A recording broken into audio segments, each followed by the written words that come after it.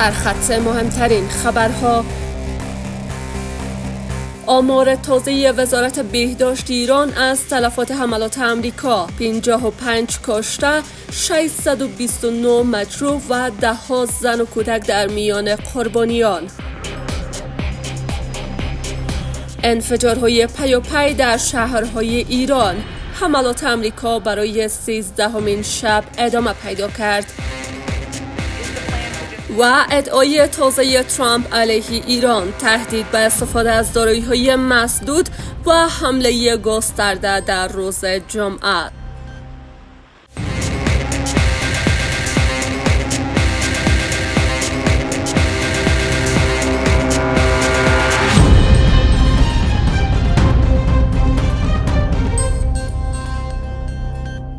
سلام و وقت بخیر. به داغ‌ترین های این ساعت از جهان نما خوش آمدید. مشروع خبرها: حملات هوایی امریکا به نقاط مختلف در جنوب، مرکز و غرب ایران برای 13مین شب متوالی ادامه داشت. انفجارهای در بندر عباس، اهواز، اندیمشق، قشم، امیدیه، خرم‌آباد، تفت، ناین، خنداب و فعال شدن پدافند در شرق تهران گزارش شده است. در همین حال اسماعیل بقایی، سخنگوی وزارت خارجه ایران، با اشاره به ویدیویی که حاوی اظهار و تأخیر جنرال برت کوپر، فرمانده سنتکام است، آن را دلیل صریح برای همکاری و مشارکت 5 کشور منطقه و اردن در حمله نظامی امریکا علیه ایران دانسته است. وزارت بهداشت ایران هم از کشته شدن 55 نفر در دور جدید حملات امریکا خبر داده است. حسین کرمانپور، رئیس مرکز اطلاع رسانی وزارت بهداشت و درمان ایران، روز پنجشنبه آخرین آمار خسارات انسانی حملات امریکا طی 3 هفته گذشته را اعلام کرده و گفته است از آغاز حملات هوایی امریکا تا دیروز 23 جولای 629 نفر مصدوم و 55 نفر شهید شدند. بین مصدومان 46 زن و 24 کودک و نوجوان زیر 18 سال و در میان شهدا 6 زن و 30 کودک و نوجوان زیر 18 سال دیده می شوند. تاکنون 52 عمل جراحی انجام و 36 نفر همچنان بستری اند. دور جدید حملات امریکا که بامداد جمعه دوم از 100 وارد 13مین شب متوالی خود شده است، بیشتر بر مخاصمه میان دو طرف بر سر مدیریت و کنترل تنگه هرمز متمرکز است و به همین علت بخش اعظم حملات امریکا به مناطق سواحلی جنوبی ایران بوده و خسارات آن هم عمدتاً متوجه شهروندان استانهای جنوبی ایران بوده است.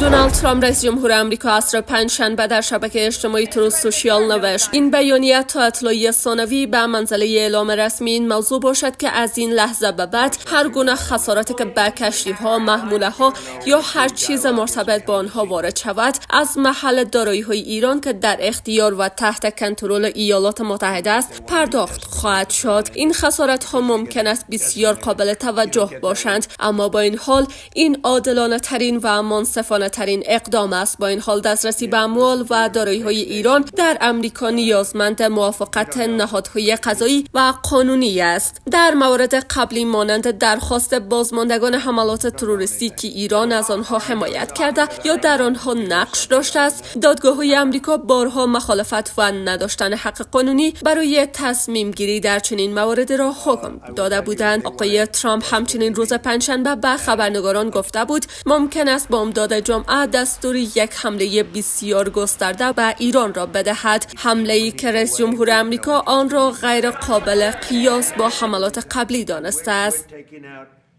عباس عراقچی، وزیر خارجه ایران، در واکنش به اظهارات تازه دونالد ترامپ گفت توقیف دارایی‌های یک کشور برای پرداخت مطالبات احتمالی و نامرتبط در آینده ایجاد یک سابقه خطرناک و التهاب آفرین است. اشاره آقای عراقچی به پست عصر پنجشنبه رئیس جمهور آمریکاست که گفته بود از این لحظه به بعد هر گونه خساراتی که به کشتی‌ها، محموله‌ها یا هر چیز مرتبط با آنها وارد شود از محل دارایی‌های ایران که در اختیار و تحت کنترل ایالات متحده است پرداخت خواهد شد. وزیر خارجه ایران در پاسخ به این اظهارات گفته است کسانی که از چنین منابعی استقبال میکنند یا از آن سود میبرند باید به خاطر داشته باشند که وقت دولت‌ها مصادره اموال دیگران را به یک رویه عادی تبدیل کنند دیگر هیچ دارایی از امنیت و مسئولیت برخوردار نخواهد بود.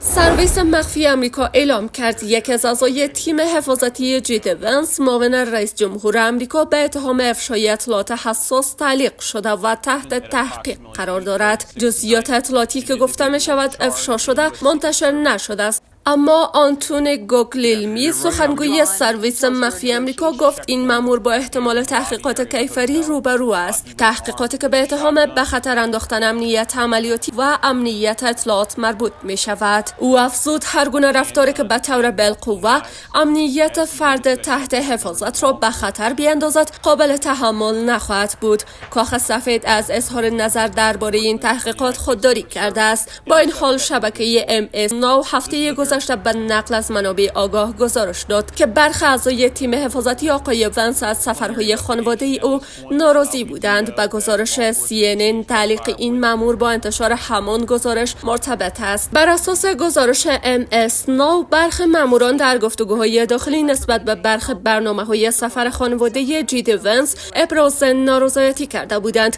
از جمله پرواز برنامه‌ریزی شده با بالگرد نظامی برای انتقال پسر خردسال معاون دونالد ترامپ به تمرین گلف و همچنین سفرهای خانواده او برای جستجوی خانه در منطقه واشنگتن دی سی. BBC هنوز نتوانسته به طور مستقل این گزارش ها را تایید کند. 8 کشور عربی و اسلامی در بیانیه مشترک ورود وزیر اسرائیلی و شهرک نشینان به مسجد الاقصی را محکوم کردند. وزرای خارجه عربستان سعودی، امارات متحده عربی، اردن، مصر، قطر، ترکیه، پاکستان و اندونزی در بیانیه مشترک ورود ایتامار بن گویر وزیر امنیت ملی اسرائیل و شهرک نشینان اسرائیلی به مسجد الاقصی را به شدت محکوم کردند. در این بیانیه که عصر پنجشنبه اول اسد منتشر شده آمده است که این اقدام نقض آشکار وضع تاریخی و حقوقی موجود در مسجد الاقصی و تحریک غیر قابل قبول است که میتواند به تشدید تنش‌ها در منطقه منجر شود.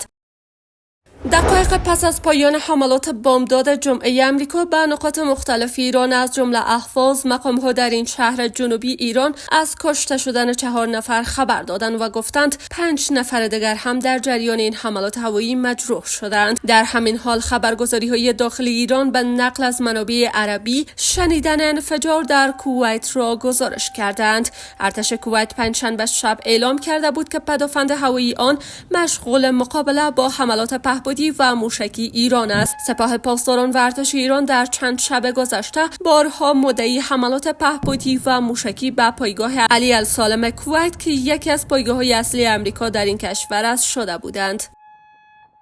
در جریان حملات بمبداد جمعه علاوه بر نقاط ساحلی در جنوبی ایران که طی چند هفته گذشته آماج حملات بودند، به نقاط دیگر در غرب و مرکز ایران هم حمله شد. سنکام اعلام کرد در تازه‌ترین حملات خود مراکز فرماندهی نظامی، انبارهای نگهداری پهپاد، شبکه‌های ارتباطی، مراکز پایش ساحلی و توانمندی‌های دریایی ایران را هدف قرار داده است. به گفته سنکام هدف از این حملات کاهش بیشتر تهدید است که ایران علیه دریانوردان غیر نظامی و کشتی‌های تجاری در حال عبور از تنگه هرمز ایجاد می‌کند. سنکام همچنین اعلام کرد که با وجود حملات اخیر سپاه پاسداران تنگه هرمز همچنان برای تردد باز است و کشتی‌های تجاری با حمایت نیروهای نظامی آمریکا به طور آزادانه از تنگه هرمز عبور می‌کنند. این در حالی است که شب گذشته هدف قرار گرفتن نفتکش عربستان از سوی حوثی‌ها در یمن نگرانی از بسته شدن تنگه باب المندب توسط حوثی‌ها افزایش یافت و متعاقب آن بهای نفت به بالای $100 در هر بشکه افزایش یافت.